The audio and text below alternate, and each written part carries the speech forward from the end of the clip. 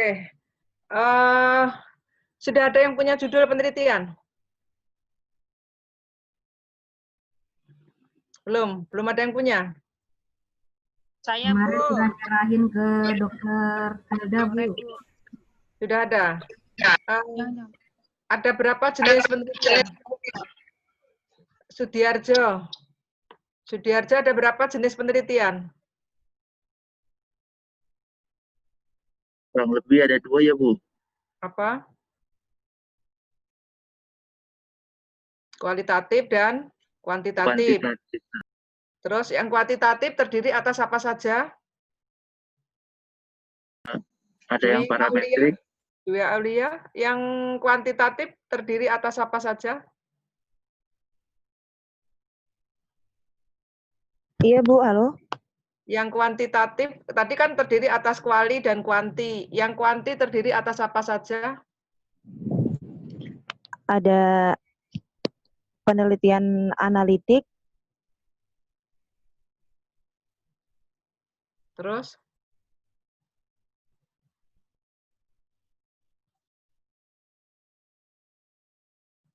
Rida, terdiri atas apa saja yang kuanti?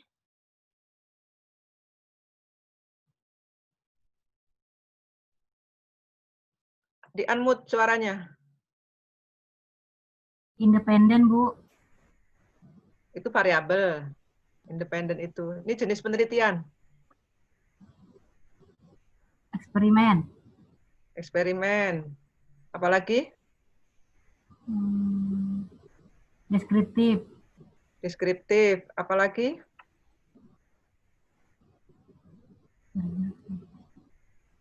Indartik, bisa nambahkan? Yang kualitatif ya, Bu, tadi, Bu. Yang kuanti.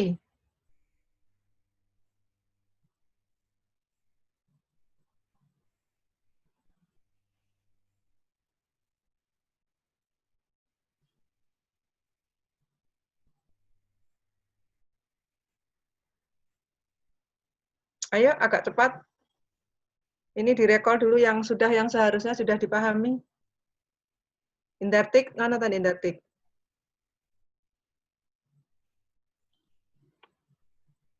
Ayo Wahyu Titik. Tadi ada deskriptif, analitik, eksperimen, apa lagi?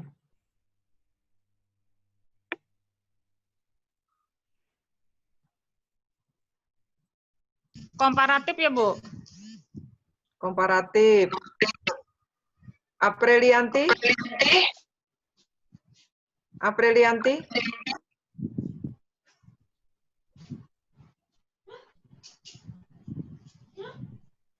Apa jenisnya? Halo? Aprilianti dibuka.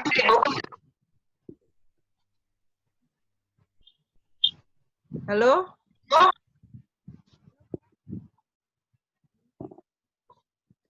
Lewat ya, Siti Lestari. Siti Lestari, nggak jelas suaranya. Siti Lestari. Asosiasi, Bu. Asosiasi. Benar ya. Oke, Tanti Niati. Relasi, Bu.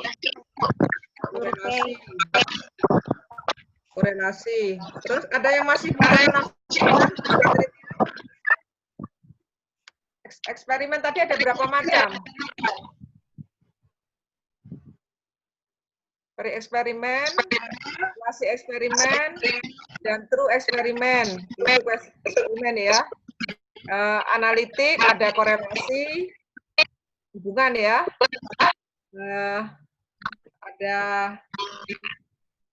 case control. Oke, kita mulai dari yang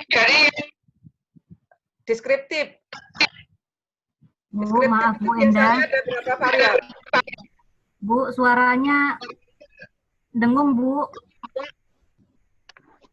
Itu yang lain dimatikan ya, supaya tidak sering. Yang lain dimatikan, kalau nggak ditanya dimatikan. Kalau ada yang hidup biasanya storing itu. Oke, kalau deskriptif biasanya ada berapa variat itu? Ada berapa variabel? Deskriptif Satu, itu Bu. biasanya satu, Bu. Biasanya satu variabel. Apa contohnya? Hmm, Umpamanya studi pengetahuan Ibu tentang COVID. Berarti hanya pengetahuan saja. Ya, pengetahuan nanti untuk mengukur pengetahuan itu dengan cara apa? Kalau judul pengetahuannya adalah studi pengetahuan ibu hamil tentang penyebaran COVID. Berarti variabelnya kan satu ya, pengetahuan. Untuk mengukur pengetahuan itu alatnya apa? pakai skala ya, Bu. Untuk pengetahuan itu dipakai alat apa? Supaya orang tahu ini pengetahuannya tinggi nih, pengetahuannya sedang, pengetahuannya kurang. Itu memakai apa? Kuesioner, Bu. Kuesioner. Seperti saudara kan diukur pengetahuannya, ada ujian. Bisa multiple choice, ya kan? Bisa pertanyaan terbuka, bisa pertanyaan tertutup, itu ya. Kalau contohnya satu, menguji pengetahuan, berarti kita harus tahu ukuran-ukuran pengetahuan. Pengetahuan itu dibagi atas apa saja, menurut siapa. Nah, itu berarti harus ada sumbernya. Alat ukurnya untuk mengukur variabel pengetahuan itu umpamanya kuesioner. Oh, kuesionernya multiple choice atau kuesionernya benar salah. Nanti kan ada kriteria. Kalau betulnya di atas 7 dari 10 pertanyaan, 7 sampai 10 pengetahuannya baik. 6 sampai 7 pengetahuannya sedang. Di bawah kurang atau sama dengan 5 pengetahuannya kurang. Nah, itu harus ada sumbernya menurut siapa. Begitu juga membuat pengetahuan itu harus ada dasarnya. Kalau tadi studi tentang pengetahuan berarti bab 2 isinya apa? Tentang COVID itu apa? Ya, cara penyebarannya bagaimana? Sehingga pada saat kita membuat instrumen yang tadi berupa tes apakah benar salah atau multiple choice, itu mengambilnya dari bab 2. Harus ada di bab 2. Terus apakah pengetahuan itu valid atau reliable, terukur? Nah, itu ada ujinya. Ya, nanti ada uji validitas dan uji reliabilitas. Apakah yang memang kita ukur itu memang valid atau reliable? Oke, berarti kalau kita alat ukur itu harus ada tadi dasarnya ya. Tadi mamanya ringan, sedang, berat, itu menurut siapa sumbernya harus ada. Kita ambil contoh tadi pengetahuan. Ya Pak, kalau kita ambil korelasi, tadi ada yang mengatakan bahwa Bu ada korelasi, ada komparatif. Kalau korelasi itu hubungan. Apa contoh judulnya? Kalau hubungan berarti ada berapa variabel minimal? 2, Bu. 2. Apa contohnya hubungan? Imadudin. Korelasi apa contohnya? Misalkan hubungan tingkat pengetahuan dengan sikap, misalnya Bu.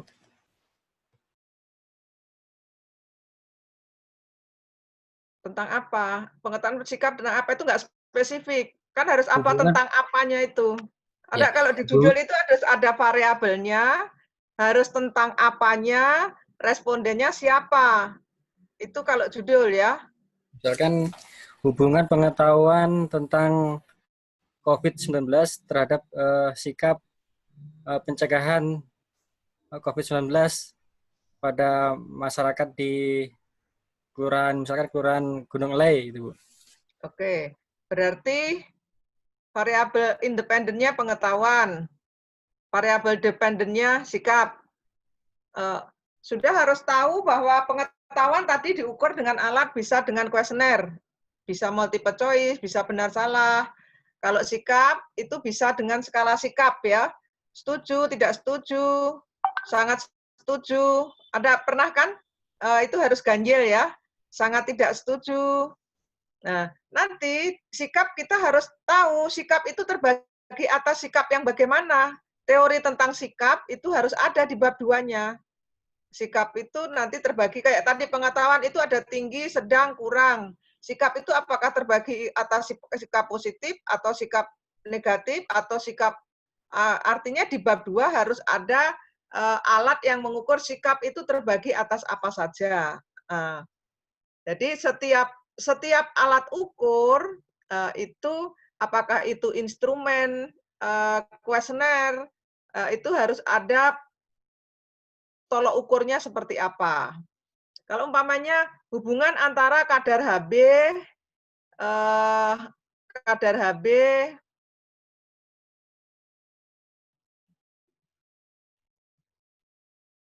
kalau hubungan antara status nutrisi ya, kalau hubungan dengan HB itu status nutrisi ibu hamil itu bisa lingkar lengan atasnya, bisa gizinya IMT-nya lingkar lengan atasnya, atau berat badan apa itu ya, berat badan sudah masuk di IMT ya, dihubungkan dengan kadar HB ibunya. Nah artinya kita harus tahu HB itu kriterianya normal dan tidak normalnya. Di buku kan sudah ada disebutkan kalau HB normal untuk wanita berapa? 12 sampai 14. Untuk laki-laki 14 sampai 16. Artinya pada saat kita membuat instrumen kita harus tahu tolok ukurnya, harga normalnya berapa, tidak normalnya berapa, itu menurut sumber apa, itu harus ada. Kalau umpamanya, menurut buku A ternyata HB wanita itu sekian, sehingga kalau kekurangan disebut anemia, kalau kelebihan disebut polisetemia, dan lain-lain, itu harus ada sumbernya. Termasuk kalau pengetahuan tadi, pengetahuan itu ada ringan, sedang, berat, menurut Noto Atmojo, menurut Suharsimi Arikunto, itu harus ada sumbernya. Dan begitu juga umpamanya mengukur tekanan darah. Tekanan darah itu ada tekanan darah terbagi atas apa saja kalau hipertensi. Ringan, sedang, berat, sangat berat gitu ya. Itu sumbernya menurut apa? Menurut WHO. Nah, itu harus ada. Artinya pada saat kita membuat instrumen penelitian itu harus kriterianya harus ada sumbernya dari mana. Oke. Oke, tujuannya untuk mengetahui definisi dan gambaran umum instrumen penelitian. Yang kedua, jenis-jenis instrumen penelitian. Yang ketiga, mengembangkan instrumen penelitian, konstruktif dan alat ukur. Selanjutnya adalah validitas dan reliabilitas. Itu tujuannya yang akan kita pelajari pada kuliah hari ini. Oke, instrumen tadi dikatakan adalah alat untuk mengumpulkan data. Wilhelmina, alatnya berupa apa saja instrumen itu?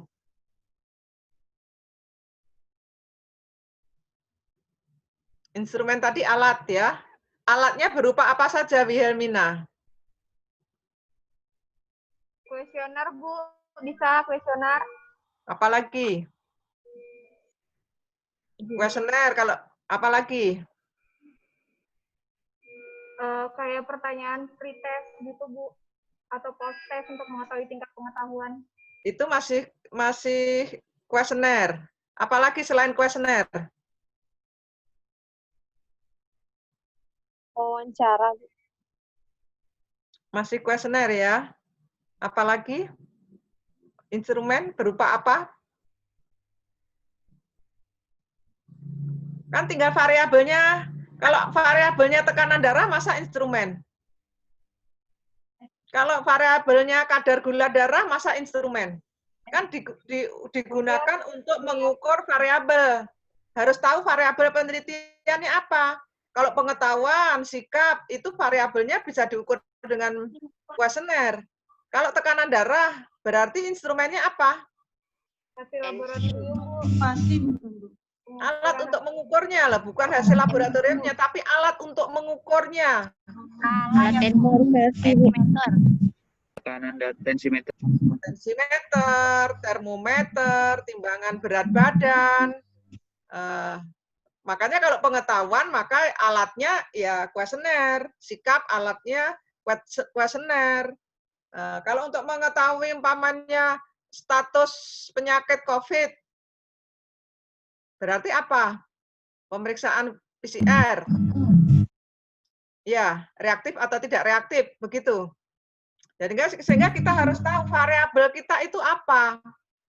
Variabel yang akan diteliti itu apa, sehingga alat untuk mengukur variabel itu apa. Oke, oleh sebab itu, instrumennya apa, itu harus dikembangkan di bab 2. Instrumen itu dikembangkan dari konsep dan teori, sedangkan konsep dan teori itu adanya di bab 2. Oleh sebab itu, pada saat kita membuat penelitian, umpamanya ada 2 variabel, ada pengetahuan dan sikap, berarti bab 2 itu ada teori tentang pengetahuan, teori tentang sikap, alat ukurnya apa, itu harus ada di bab 2. Kalau umpamanya tentang HB, berarti di bab 2 harus ada tentang HB. Termasuk ukuran-ukuran tentang HB itu harus ada. Apakah tadi HB itu anemia, polisitemia, HB normal, menurut siapa? Sehingga pada saat di sini, instrumen harus dikembangkan dari konsep dan teori yang menjelaskan tentang variabel. Semakin banyak variabel, maka di bab 2 harus ada satu persatu variabel. Umpamanya, faktor-faktor yang mempengaruhi hipertensi. Apa saja faktor yang mempengaruhi hipertensi? Pola hidup. Gaya hidup, apalagi? Merokok. Ngerokok, apalagi? Keturunan Usia. Apalagi usia. Artinya setiap variabel itu di bab 2 harus ada. Kalau nanti ada usia, ya kita harus membahas usia. Apa hubungannya usia dengan hipertensi? Terus setiap variabel itu harus didukung oleh penelitian terdahulu. Kalau Bu Indah, satu variabel minimal 4 jurnal internasional. Kalau umpamanya tadi, oh Bu, faktor yang mempengaruhi hipertensi adalah usia. Harus cari usia dengan hipertensi, minimal 4 jurnal. Itu harus ada di bab 2. Semakin banyak variabel, berarti bab 2 penelitiannya harus banyak. Oleh sebab itu harus mencari banyak jurnal pada saat kita mau meneliti. Sudah punya gambaran kan, oh Bu, saya mau variabelnya ini dengan ini. Siapkan sudah jurnal. Tujuannya apa? Tujuannya supaya kita tahu novelty-nya. Novelty-nya apa kemarin novelty? Apa novelty? Kemarin kan sudah kita bahas yang pertama kali masuk. Pada saat penelitian itu kita harus konsepnya apa? Kita harus tertarik.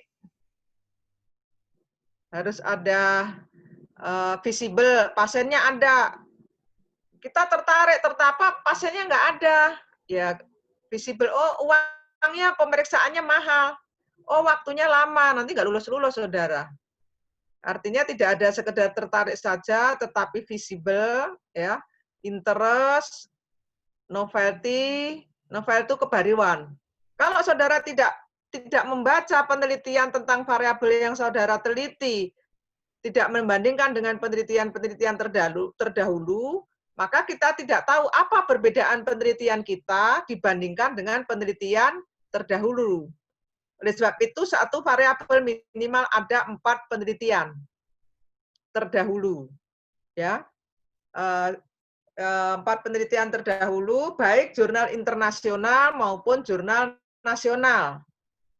Saudara bisa cari di Google Scholar, di ResearchGate, ya, di Sinta, alamat-alamat untuk mencari penelitian terdahulu. Sehingga paling enggak nanti kita sudah punya mapping judul penelitian ini tahun sekian, judulnya apa, respondennya berapa, variabel independennya apa, variabel dependennya apa, terus hasilnya seperti apa, p-value-nya seperti apa, sehingga oh Bu itu variabelnya ini dan ini, respondennya umur sekian. Yang membedakan penelitian saya dengan penelitian terdahulu adalah ini, karena kita sudah membaca, ya, karena kita sudah membaca dari penelitian terdahulu. Oke, sepakat sampai di sini? Bahwa setiap variabel itu harus dibahas di teori di bab 2. Satu variabel minimal didukung oleh jurnal 4 jurnal. Ya. Dan untuk membuat apakah itu masalah atau tidak, itu di latar belakang kita, apakah yang kita teliti itu menjadi suatu masalah, itu kita harus tahu cakupan. Contohnya, cakupan K4 ibu hamil, kunjungan ibu hamil 4 kali. Cakupannya 100% harusnya. Ternyata di suatu daerah yang memang selama hamil itu melaksanakan periksa hamil 4 kali, hanya 70%. Nah, berarti itu ada kesenjangan. Artinya besaran masalahnya itu harus ada, itu adanya di bab 1. Oke, instrumen penelitian adalah alat yang digunakan oleh peneliti untuk mengobservasi. Nah, kalau itu memang bunyinya observasi ya, mengukur. Mengukur tadi contohnya apa?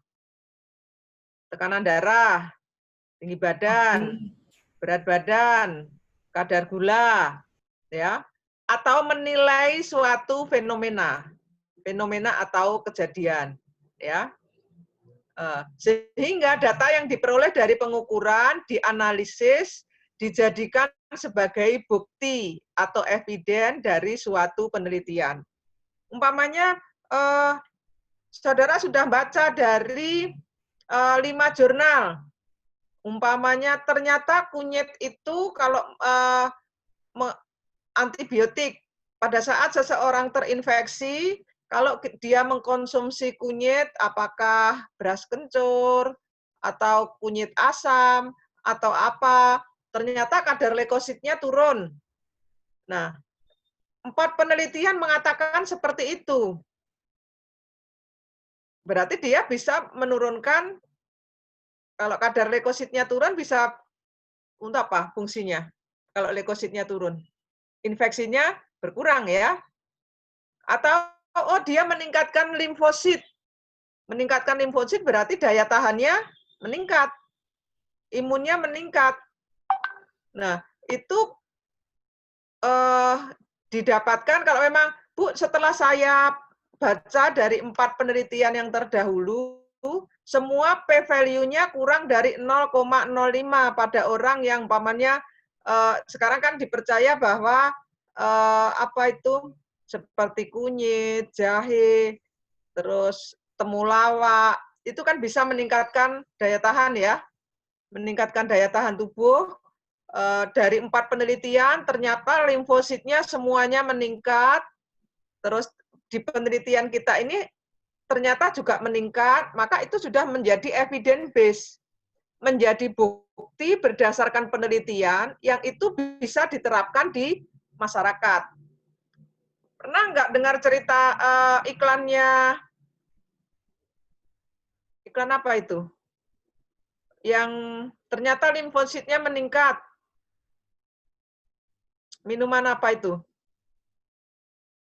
Yang diteliti oleh IPB ternyata limfositnya meningkat.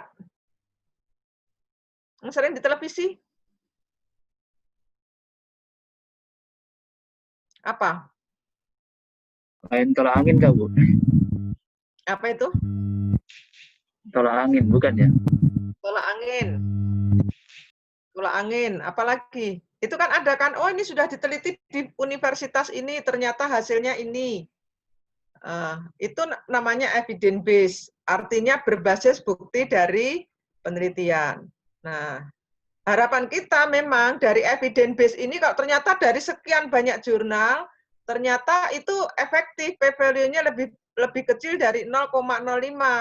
artinya yang diterima HA, hipotesis penelitian, berarti tugas kita untuk mengadopsi penelitian tersebut ke masyarakat karena memang secara ilmiah itu sudah terbukti.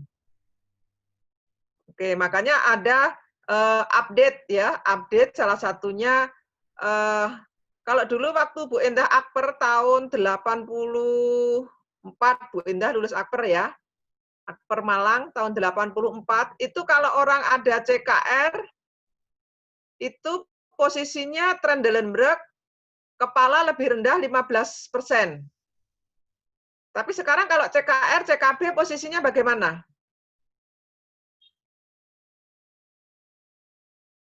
Bagaimana kalau orang datang dengan CKR, dengan CKB? Posisinya bagaimana? Masuk ke UGD. Dewi Sri Handayani. Orang datang CKR atau CKB. Posisinya bagaimana?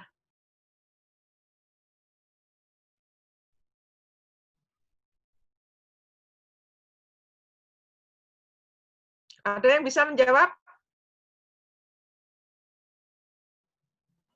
Lebih tinggi Tinggikan 30 derajat ya. Semipolar 15 sampai 45 derajat ya. Semipolar, Bu. Semipolar ya. Iya, Bu. Tapi zaman Bu Endah dulu kuliah, itu tambah dia Trendelenburg nggak boleh pakai bantal. Kepalanya lebih rendah. Tapi sekarang semipolar. Artinya bahwa penelitian itu bisa saja nanti terpatahkan pada tahun berapa, ternyata setelah diteliti, kalau kayak dulu ternyata tambah terjadi peningkatan TIK pada saat dia posisinya Trendelenburg. Makanya sekarang posisi yang dipakai adalah dengan cara semipolar 15 sampai 45 derajat. Nah, fenomena seperti itu perawat tahu. Artinya apa ya, yang secara teori seperti ini, tetapi kenyataannya di lapangan sebetulnya sudah terjadi perubahan. Nah, itu tugas kita untuk apakah evidence base ini masih berlaku atau tidak. Gitu. Pemilihan instrumen merupakan bagian yang penting dari penelitian. Namanya alat ukur. Kalau umpamanya mau mengukur tinggi badan, memakai timbangan. Hasilnya bagaimana? Tidak sesuai. Mau mengukur sikap, memakai ABC. Memakai benar salah. Itu salah. Kalau mengukur sikap, biasanya sikap itu orang itu setuju, tidak setuju, sangat setuju, begitu. Oleh sebab itu, jangan sampai kita salah untuk memilih instrumen. Sehingga harus tahu, oh ini variabelnya apa. Setelah variabelnya apa, instrumennya apa. Jangan sampai nanti tadi mau mengukur berat badan, yang dipakai meteran, nggak cocok. Mau mengukur sikap, yang dipakai pengetahuan, itu tidak cocok. Ya, harus tahu.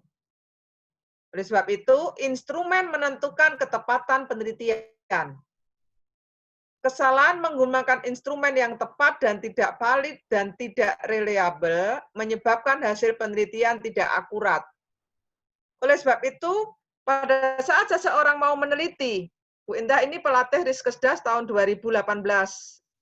Kita dilatih 10 hari untuk melatih enumerator yang turun di lapangan. Ya, di tahun 2018 itu diadakan penelitian di seluruh kabupaten di seluruh Indonesia. Satu kabupaten diambil 30.000 penduduk. Itu terstandar. Bagaimana mengukur tinggi badan ya, IMT-nya. Itu kepalanya, terus bokongnya, tumitnya itu harus menempel pada dinding. Bawahnya harus rata. Nah, tujuannya supaya valid dan reliable. Semua itu harus persepsinya sama, tidak sekedar berdiri langsung diukur tinggi badannya. Dia harus berdiri di papan yang di belakangnya rata, bawahnya rata, bokongnya menempel pada dinding, tumitnya menempel pada dinding, kepala bagian occipitalis menempel pada dinding. Ini ada protapnya, karena antara satu dengan yang lain itu harus sama. Umpamanya saudara mengukur tekanan darah. Protapnya mengukur tekanan darah nggak boleh ngomong, harus diam, ya. Saudara satu pasien diajak ngomong, berkesahan, satunya didiamkan, itu nggak boleh. Harus SOP-nya seperti apa? Mengukur tekanan darah itu yang valid dan reliable. Oleh sebab itu harus ada SOP-nya yang benar. Karena pada saat itu tidak benar antara data yang satu dengan data yang lain itu tidak valid. Artinya tidak mengukur yang seharusnya sesuai dengan hasilnya. Oleh sebab itu nanti pada saat kita membuat kuesioner yang dibuat sendiri yang belum baku, itu harus diuji validitas dan reliabilitas. Umpamanya saudara mau mengukur pengetahuan tentang COVID, saudara buat sendiri. Buatnya dari mana? Dari bab 2. Bab 2 kan ada COVID adalah penyebabnya apa, penyebarannya bagaimana, itu sudah ada semua di bab 2. Lalu saudara buatlah pengetahuan. COVID disebabkan oleh bakteri, virus, protozoa, contohnya gitu ya. B, penyebarannya kontak langsung, droplet infection, airborne infection, saudara buat sendiri. Nah, setelah itu saudara uji validitas dan reliabilitas. Di mana menguji validitas dan reliabilitas, itu tidak boleh di tempat yang mau diteliti. Umpamanya yang mau saudara teliti adalah di rumah sakit PKT. Maka saudara menguji validitas dan reliabilitas di puskesmas atau mungkin di RSUD, di tempat lain. Minimal 30 orang. Nah, nanti ada standar nilainya, oh ini sudah valid, ini reliable, baru kita boleh menggunakan. Itu berarti alat ukur itu sudah akurat. Oleh sebab itu kalau tensi juga harus dilihat akuratismenya. Apakah baterainya harus baru? Jangan yang error nggak bisa dipakai di situ. Harus terstandar, ya.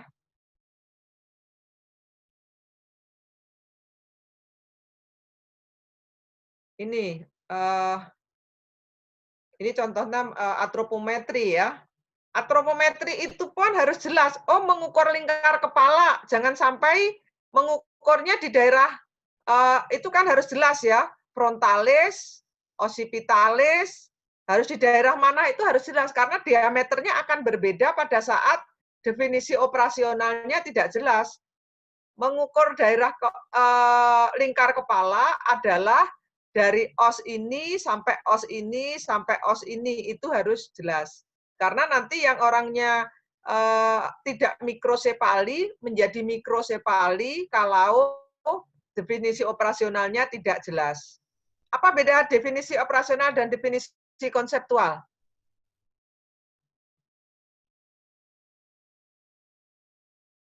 Sudah kan, DO? Definisi operasional dengan definisi konseptual apa bedanya?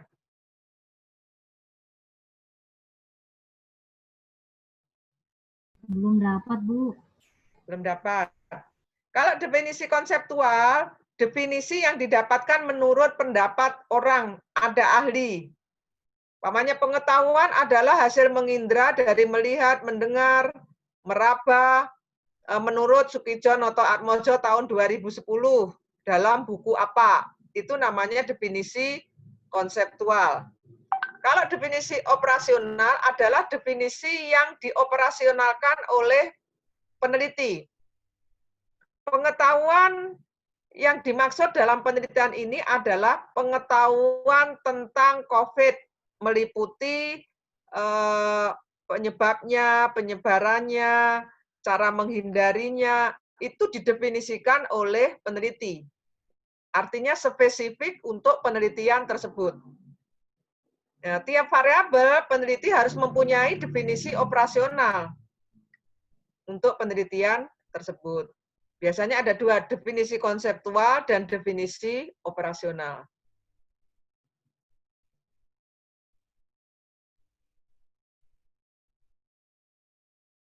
Oke, cara pengukuran tadi bisa dua macam ya. Ada langsung dan tidak langsung.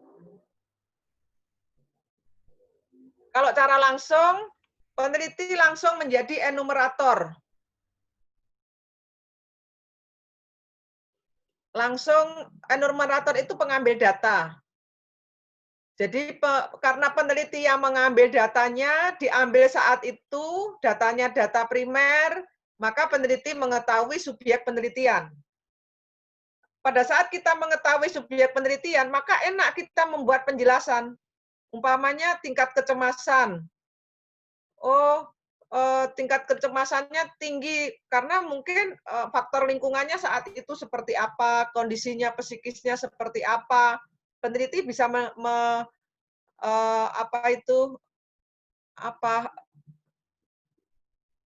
mendeskripsikan karena dia lihat langsung situasi dan kondisinya. Kalau tidak langsung, umpamanya dia memakai data sekunder, dia memang cepat ya, tinggal ambil di dalam buku, umpamanya di dalam buku catatan keperawatan, langsung dipindah. Nah ini memang cepat, murah, tetapi untuk tahu subjeknya menjelaskan kondisinya itu, kan manusia biopsikososial, saat itu dia kondisi keluarganya seperti apa, kondisi mentalnya seperti apa, itu tidak bisa, ya. Tetapi keuntungannya ya tadi cepat karena kita memakai data yang ada, tidak mengukur langsung. Ini kerugiannya, penelitian dikumpulkan hanya sesuai dengan besar sampel. Nah, kerugiannya kalau tidak langsung, dia tidak tahu subjeknya siapa, tidak bisa mengklarifikasi, karena memang biasanya data sekunder, dan pemberi informasi bukan subjek penelitian. Umpamanya saudara mengambil data sekunder di ruang A, pasiennya kan sudah pulang. Mungkin saudara klarifikasi data dengan siapa? Petugas yang ada di situ. Oleh sebab itu, pemberi informasi bukan subjek penelitian.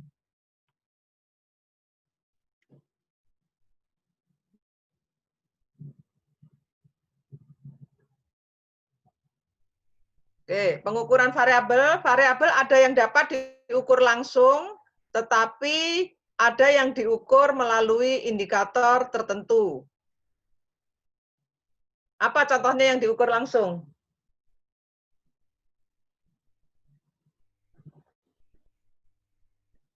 Tekanan darah bisa diukur langsung. Ya.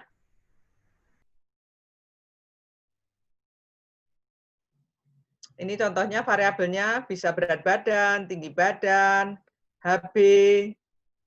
Ini bisa diukur langsung. Dukungan sosial, kualitas hidup, status gizi. Ini indikator-indikator tertentu. Karena status gizi itu biasanya bisa dari HB-nya, bisa dari lilanya, ya, bisa dari IMT-nya. Maka dengan indikator-indikator tertentu. Ini status gizi tadi bisa berat badan, tinggi badan, biasanya nanti kan ke IMT di sini ya, termasuk HB-nya, lingkar lengan atasnya. Kalau ibu hamil kan kita lihatnya status gizi dari lila. Lila kurang dari 23,5 berarti tidak normal ya. Ibunya KEK, kurang energi kronis. Lila di atas 23,5 cm itu status gizinya bagus untuk ibu hamil. Oke, sehingga nanti setiap variabel yang saudara pengen teliti, saudara harus tahu alat ukurnya apa, terus apakah itu langsung atau tidak langsung, ada parameter-parameter tertentu. Nah, ini yang tahu peneliti. Oleh sebab itu, setiap variabel tadi harus didukung minimal 4 penelitian terdahulu.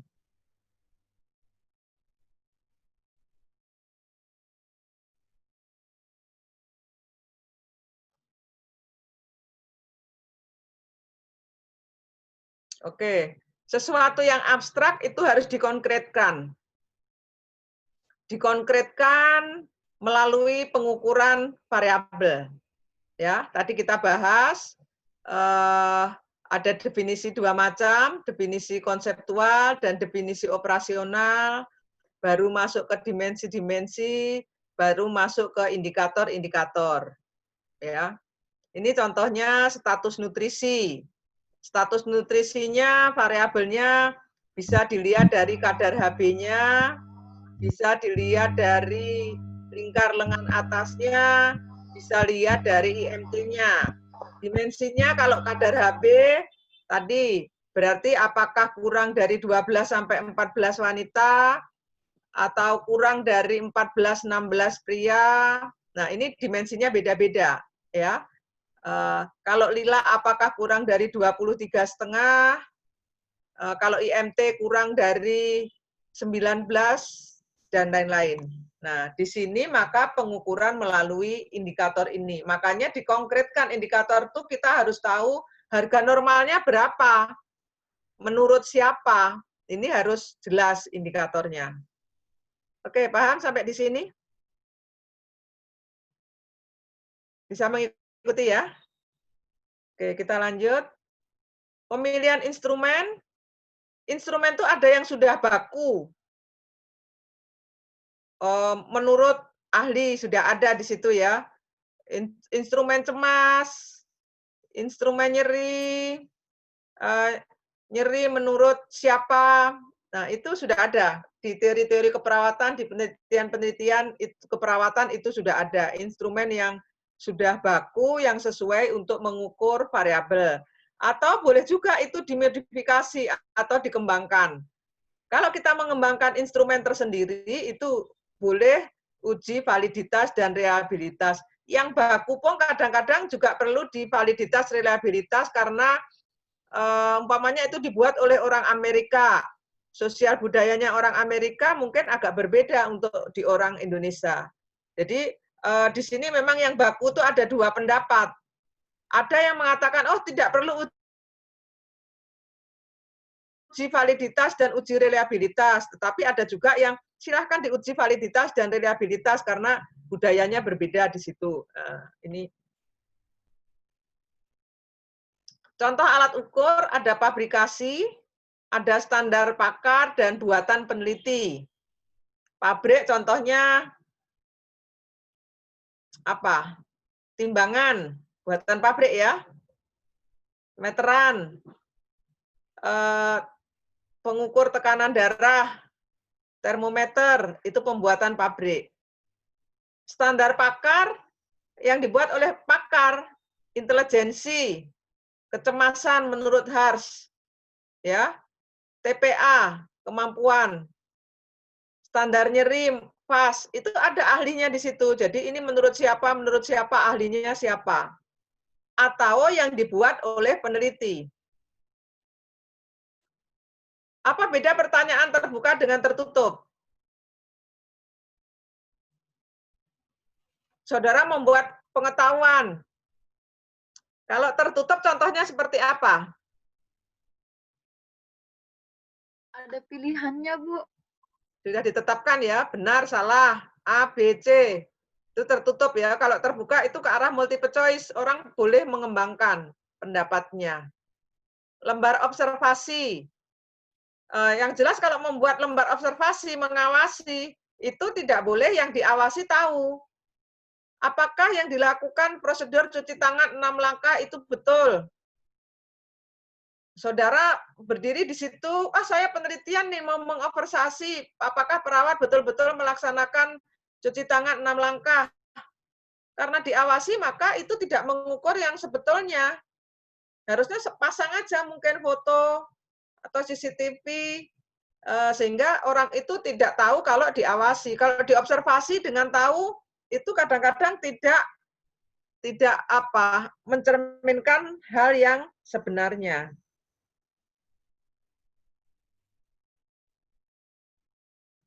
Oke, jenis instrumen penelitian keperawatan bisa fisiologis, pedoman observasi termasuk tekanan darah tadi ya, tinggi badan, berat badan, mengukur mulai dari head to toe tersebut. Pedoman observasi, pedoman wawancara atau kuesioner. Jadi, instrumen fisiologis yang digunakan untuk mengukur atribut fisik suatu alat ya, yang tadi sudah kita bahas, tensimeter, meteran, dan lain-lain, sphygmomanometer. Observasi, perpaduan antara checklist yang digunakan peneliti untuk menilai secara langsung perilaku. Diisi oleh peneliti atau observer yang telah dilatih. Kalau umpamanya saudara observer itu menggunakan enumerator. Enumerator itu orang yang mengambil data. Itu harus dilakukan persamaan persepsi. Umpamanya harus mencari 50 responden. Kadang-kadang respondennya ada yang nanti respondennya ada yang pagi, ada sore, ada malam. Saudara merasa, saya nggak kuat ini kalau saya nanti pagi juga nyari, sore malam nyari, saya mau minta tolong teman saya yang kebetulan dinas. Boleh atau tidak? Boleh atau tidak datanya diambilkan orang lain? Boleh, Bu. Boleh. Tetapi di situ harus didahului dengan persamaan persepsi. Apa yang dimaksud itu? Bagaimana cara mengukurnya? Itu harus ada FGD, group discussion, sehingga antara satu yang mengambil data dengan orang lain yang mengambil data itu persepsinya sama, cara mengukurnya sama. Karena tadi diambilkan contoh mengukur lingkar lengan atas, itu harus tahu, jangan nanti terlalu ke bawah, 10 cm di bawah akromion. Harus tahu, oh ini caranya begini loh mengukur lingkar lengan atas, itu disamakan persepsinya. Supaya antara satu yang mengambil data dengan pengambil data yang lain itu hasilnya sama. Sangat tepat untuk mengukur indikator variabel berupa keterampilan atau perilaku. Observasi, keterampilan tadi contohnya, apakah betul tahap-tahapnya cuci tangan? Diobservasi, ada CCTV-nya, ada merekamnya. Nah, itu kalau dengan pedoman observasi, saudara nanti tinggal, oh dia urutannya betul. Untuk observasi ya. Dan sebab itu tadi dikatakan, peneliti atau observer yang telah dilatih. Tadi dilakukan persamaan persepsi. Langkah membuat pedoman observasi. Tentukan variabel penelitian, tadi tahapnya ya harus tahu variabel penelitiannya apa. Variabel dependennya apa, variabel independennya apa, indikatornya apa dari variabel tersebut. Contohnya, hubungan status gizi dengan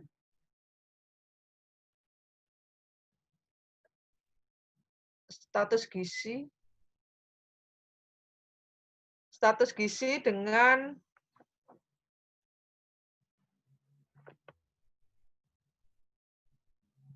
perkembangan balita. Status gizinya harus ada definisinya. Yang dimaksud dari variabel status gizi itu apa? Apakah tinggi badannya, berat badannya, lingkar kepalanya, antropometrinya. Nah, itu variabel di sini indikator-indikatornya kita harus tahu. Sampai tadi indikatornya apa dan sub-indikatornya apa. Jabarkan kriteria untuk kerja perilaku dalam item-item observasi. Jadi di lembar observasi itu dijabarkan.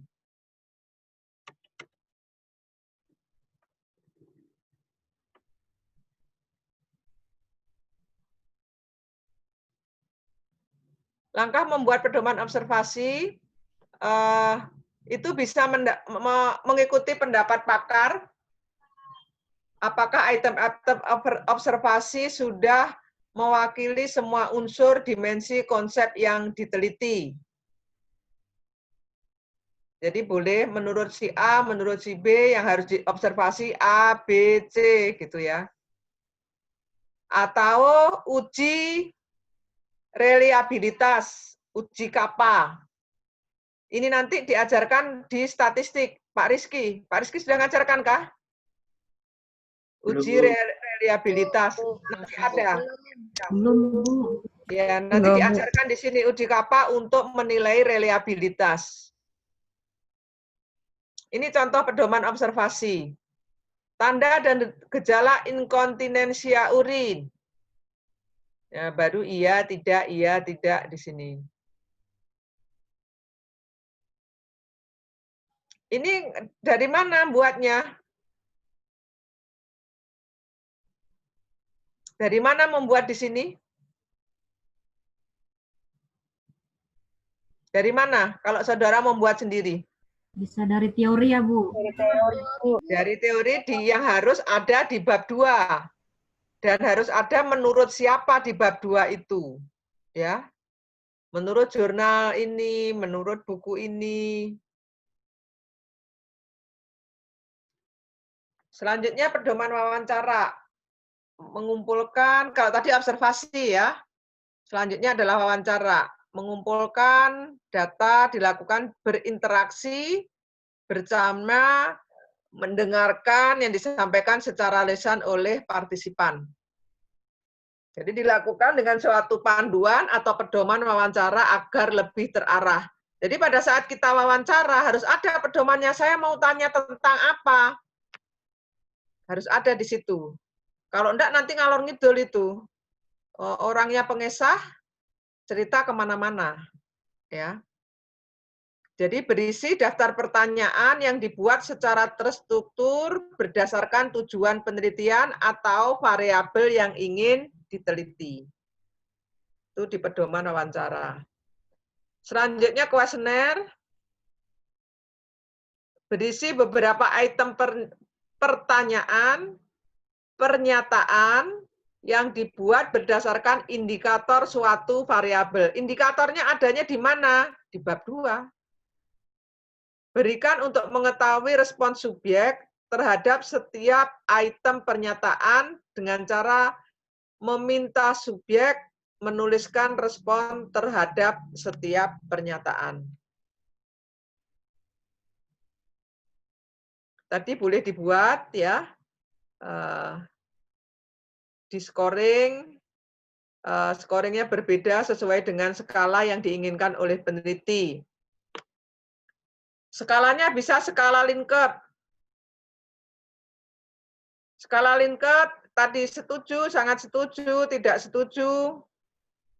Skala Goodman, benar, salah, iya, tidak, atau visual analog scale. Di sini ada contohnya nanti. Mempelajari kembali konsep yang diteliti untuk memperjelas pemahaman tentang variabel penelitian. Kembangkan dimensi indikator dari variabel yang telah dirangkum secara eksplisit dalam definisi operasional. Oleh sebab itu, di definisi operasional itu harus jelas. Yang mau dituliskan di pengetahuan kuesionernya apa? Oh, tujuan. Oh, patofisiologinya. Oh, penata laksanaannya. Sebutkan di situ, meliputi ini, karena ini spesifik untuk definisi operasional penelitian saya. Jadi saya maunya isinya ini. Disebutkan di definisi operasional. Tentukan jenis instrumen. Kuesioner cocok untuk menilai sikap, minat, motivasi, pengetahuan.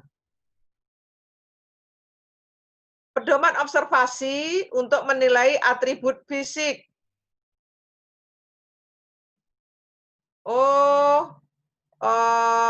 Distribusi rambutnya merata. Terus mukanya bersih. Dan lain-lain, ya. Penampilan kerja, sudah sesuai SOP atau tidak, itu pakai pedoman observasi atau perilaku responden. Pedoman wawancara ini biasanya dilakukan untuk penelitian kualitatif. Untuk mendapatkan informasi yang mendalam sebagai suatu permasalahan. Sampai istilahnya di kualitatif itu in-depth interview. In-depth itu kan dalam ya, sampai sedalam mana masalah tersebut dikupas. Sudah dapatkah kualitatif? Sudah dapat penelitian kualitatif? Halo? Kualitatif sudah? Ada yang mengajar kualitatif? Oke, selanjutnya mengisi kisi-kisi instrumen untuk mempermudah penyusunan instrumen. Ini contohnya begini. Kita tentang pengetahuan. Pengetahuan tadi alat ukurnya apa? Mengukur pengetahuan. Apa tadi? Kuesioner. Kuesionernya kita mau membuat 20 pertanyaan. Kita sudah membuat item. Nomor 1, definisi. Nomor 2, patofisiologi. Nomor 3, patofisiologi. Nomor 4, penata laksanaan. Nah, itu namanya kisi-kisi. Sampai nanti 20. Di dalam kita membuat pertanyaan, jangan semuanya bersifat positif. Karena nanti kalau positif, orang cenderung apalagi benar salah. Kalau positif berarti jawabannya semuanya B, B, B, B, B. Maka di dalam kuesioner itu kita ada yang favorable dan unfavorable. Favorable itu pernyataan yang positif. Unfavorable itu pernyataan yang negatif. Sebetulnya yang ditulis di situ itu salah. Jadi ada nanti dicari ya, favorable dan unfavorable. Jadi jangan semuanya favorable. Oke, kita harus tadi buat di sini kisi-kisi instrumen. Variabel penelitiannya apa? Status nutrisi.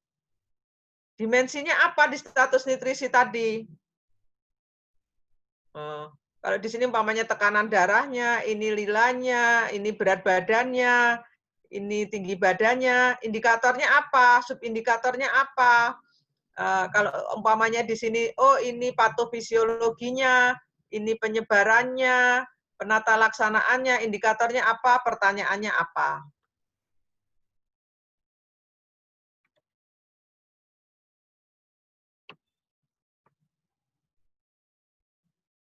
Buat item pertanyaan sesuai dengan indikator pada kisi-kisi instrumen. Tentukan parameter skala yang digunakan. Contohnya tadi skala Likert, 4 atau 5. Sangat setuju sampai sangat tidak setuju. Konsultasikan dengan pakar untuk mengetahui validitas. Tadi ada konten validity. Apakah betul ini secara konten betul? Lakukan uji validitas dan reliabilitas instrumen. Kalau sudah dilakukan ternyata ada yang tidak valid dan tidak reliable, maka perbaiki instrumen sesuai dengan uji validitas dan reliabilitas. Ini secara statistik diuji, ya. Jadi di situ ada komponen dalam kuesioner, ada judul instrumen, petunjuk instrumen, biodata responden, daftar item pertanyaan, dan pilihan jawaban. Validitas itu ketepatan, dikatakan valid apabila mengukur apa yang seharusnya diukur. Contohnya valid itu memang berat badannya 60. Tidak ada error-error. Kalau nanti ternyata timbangannya tidak valid, bisa yang berat badannya 60 menjadi 55 dan lain-lain. Ternyata baterainya atau pernya sudah nggak bagus, makanya harus ditera. Ini jenis validitas instrumen. Ada tadi konten, ada construct, ada phase validity. Tidak usah ini terlalu dalam ini. Apakah instrumen segi rupa nampak mengukur apa yang ingin diukur? Lebih mengacu pada bentuk dan penampilan instrumen. Biasanya kita phase validity ini tidak terlalu, kita ke arah konten validity. Apakah isinya item-itemnya itu mewakili unsur dimensi tadi? Kita ke arah kontennya atau isinya. Terus meminta pendapat pakar untuk item tersebut.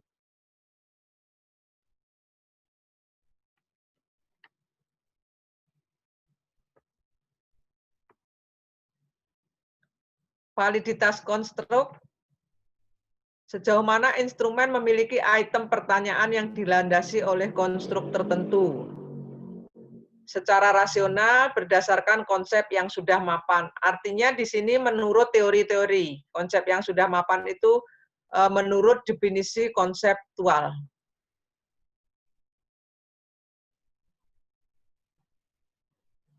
Jadi dari ini memiliki validitas konstruk, membedakan nilai hasil pengukuran satu individu dengan individu lainnya. Jadi di sini juga bisa diuji dengan uji statistik. Nanti bagian statistik yang ngajarin uji.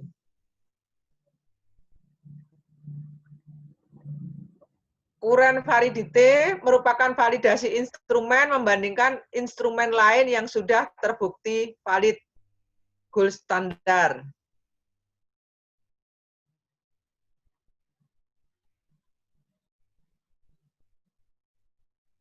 Ini ukuran ini jarang kita, kalau untuk S1 jarang ya. Predictive validity ini juga untuk memprediksi ketepatan.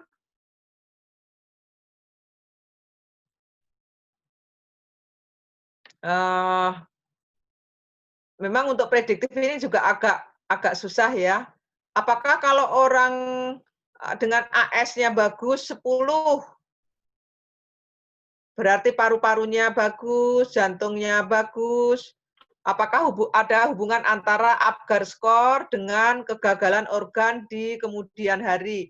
Ini memang agak terlalu dalam untuk prediktif validity ini. Kita biasanya tidak sampai ke prediktif validity. Kalau tadi validitas, mengukur yang seharusnya diukur. Kalau ini reliabilitas, konsistensi. Konsistensi dari suatu pengukuran. Makanya valid dan reliable.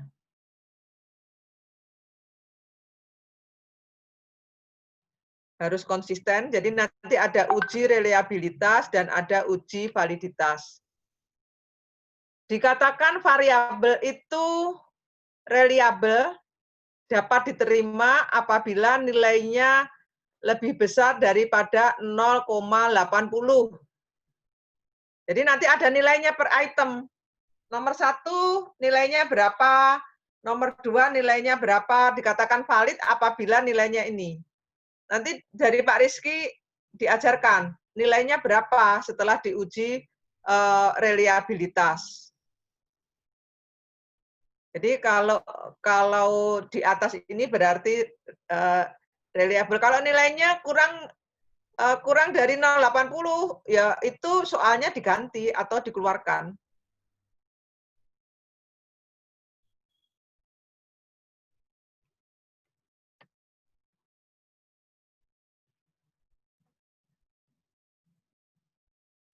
Ini caranya ya, tes korelasi. Nanti ini diajarkan di bagian Pak Rizky ini, bagaimana menguji alfa konbra. Ini Pak Rizky di statistik. Ini statistik ya, rumusnya. Bagian Pak Rizky ini nanti. Apakah pakai present agreement, alfa konbra, atau pakai kappa. Ini nanti di bagian statistik, hitung-hitungannya. Nah, ini dikatakan bagaimana ujinya, interpretasinya ini dikatakan rendah, hasilnya ini. Oleh sebab tadi dikatakan baik tadi di atas 0,85 tadi ya. Jadi sangat baik tersebut ujinya. Ini oke. Itu gambaran dari instrumen. Sehingga kalau saudara sudah tahu variabelnya apa, maka alat ukurnya apa, terus nanti sudah punya kira-kira gambarannya apa, itu instrumen. Ya. Oke, ada pertanyaan terkait dengan tentang instrumen?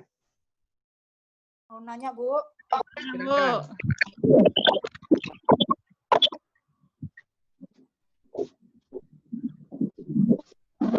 Bu, tanya Bu. Silakan.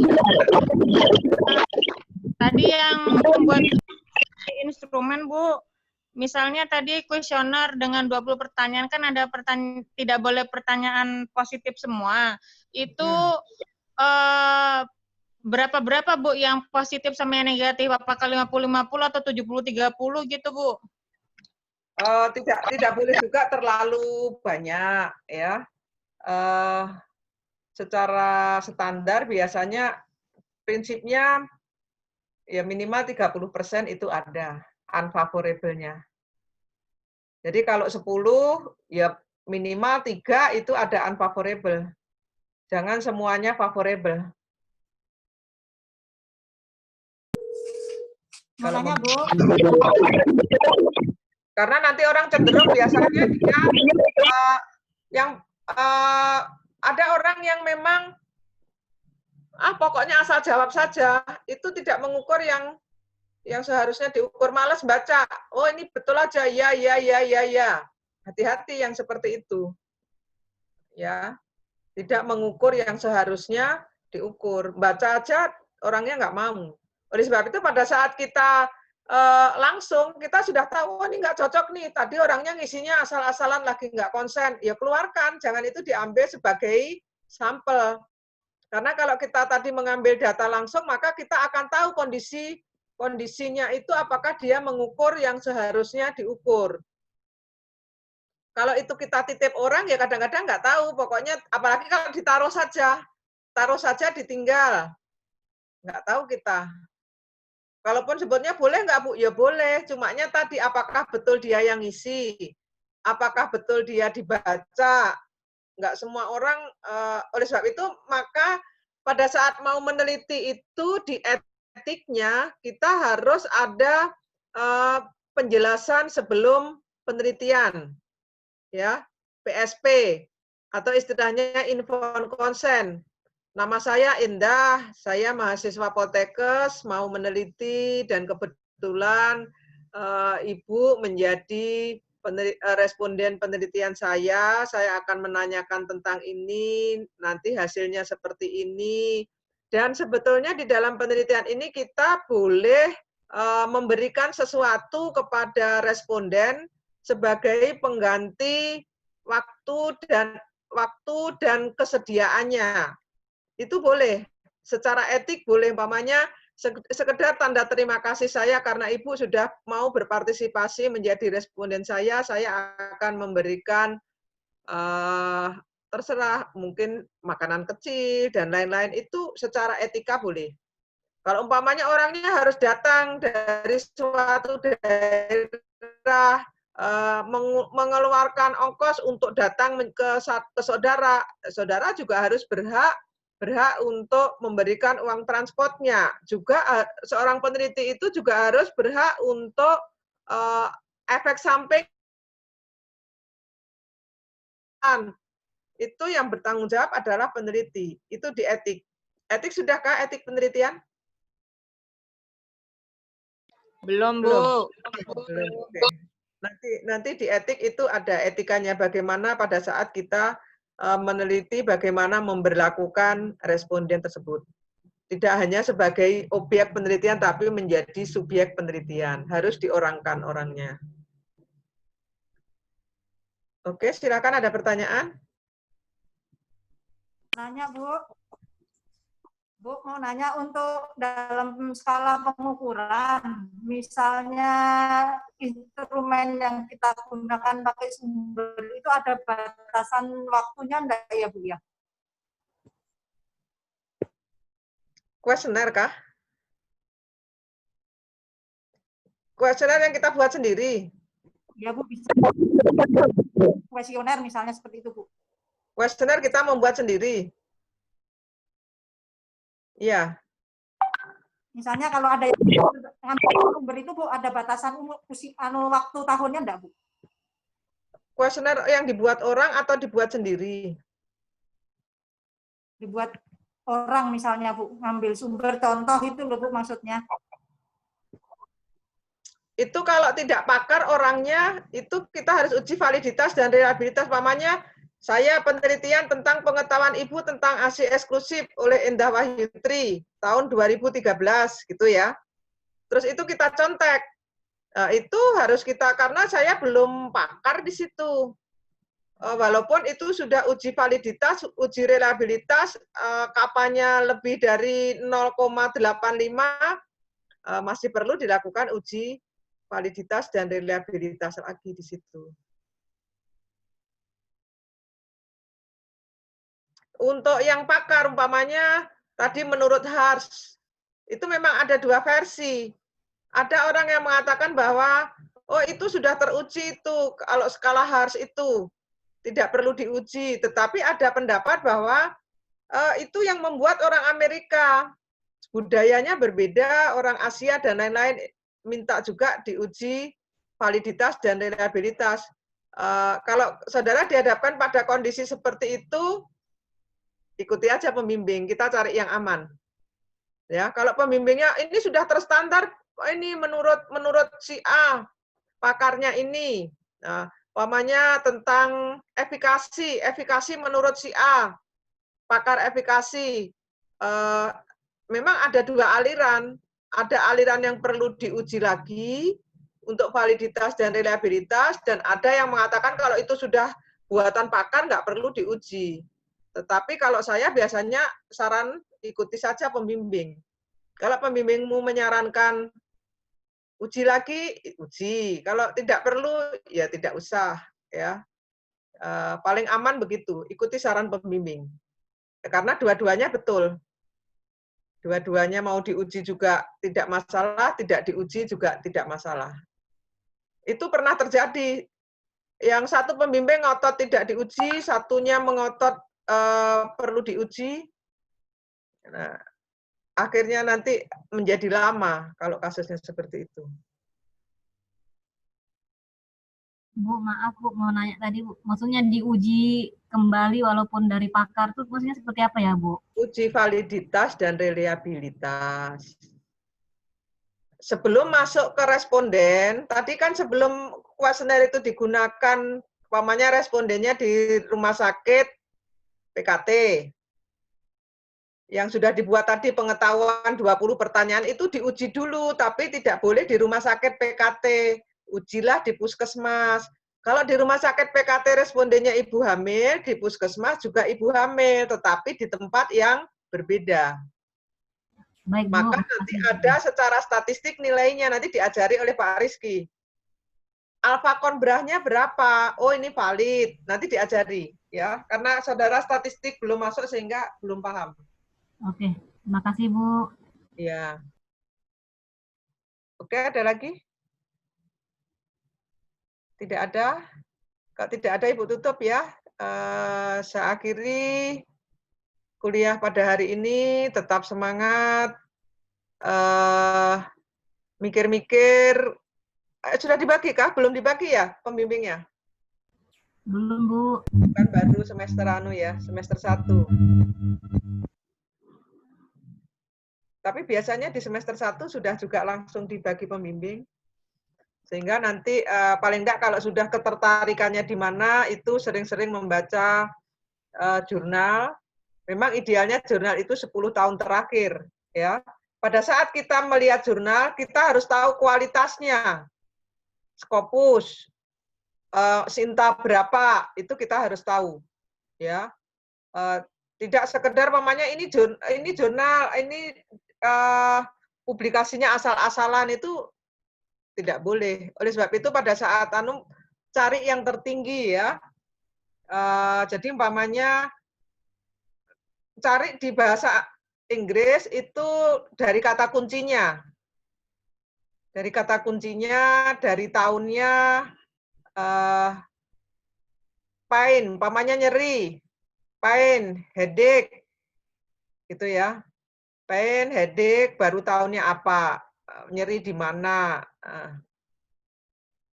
Nanti akan ketemu banyak penelitian di situ. Oke, cukup kuliah pada hari ini. Berapa nih pesertanya? 40 Bu, pas Bu. 40 hadir semua ya. Ibu habis ya sudah, Medlit. Siapa sipennya? Indarti. Indarti. Masih ada mata kuliah Ibu? Saya Bu, sifatnya Bu. Pak Sudi ya. Masih ada? Habis? Habis kah? Oke, nanti kalau ada dihubungi ya. Baik Oke, Bu, saya, nanti Mas kabari. iya. Saya akhiri cukup sekian. Assalamualaikum warahmatullahi wabarakatuh. Waalaikumsalam. Waalaikumsalam warahmatullahi wabarakatuh. Dan salam sejahtera ya. Ibu. Terima kasih.